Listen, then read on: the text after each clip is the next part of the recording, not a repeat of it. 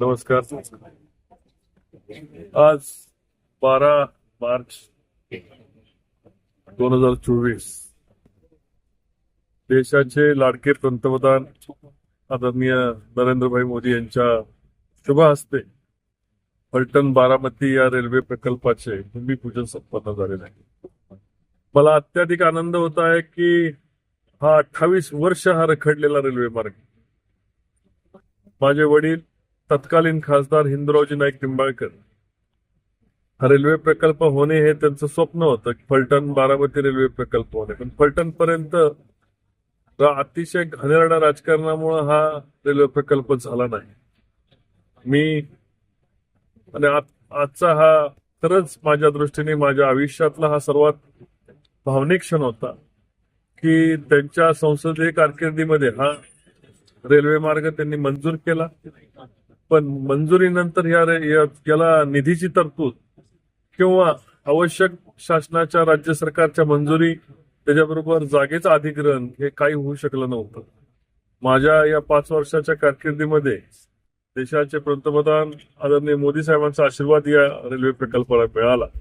त्याचप्रमाणे देशाचे रेल्वे मंत्री आदरणीय अश्विनी वैष्णव साहेबांचे मी खूप खूप आभार मानतो आणि की त्यांनी या प्रकल्पासाठी आशीर्वाद दिला. आदरणीय दानवे साहेब, राज्याचे मुख्यमंत्री आदरणीय एकनाथ शिंदे साहेबांचं मी या ठिकाणी आभार मानतो.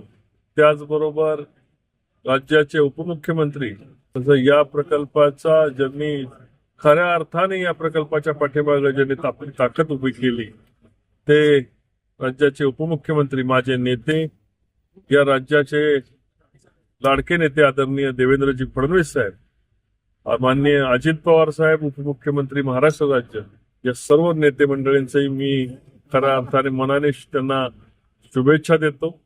आणि त्यांनी या प्रकल्पासाठी आपला ताकद लावली आणि म्हणूनच हा रेल्वे प्रकल्प आता प्रत्यक्षात त्याची पायाभरणी होऊन उद्यापासून याचं काम चालू होत आहे.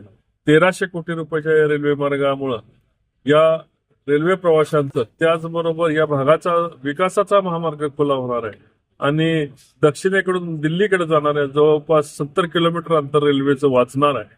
याच्यामुळे या भागाच्या या माढा मतदारसंघाचा या फलटण तालुक्याच्या प्रगतीची वाटचाल चालू होताना मी अतिशय भावनिक, अतिशय मी आनंदी आहे आणि मला आज देशाचे पंतप्रधान यांचे आभार मानण्याकरता माझ्याकडे शब्द नाहीत.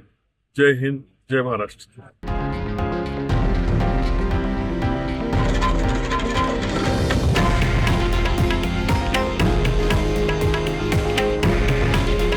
हे आहे देशातील नंबर 1 न्यूज नेटवर्क आणि आपण पाहत आहात TV9 मराठी. काळजी तुमची, हित महाराष्ट्राचं.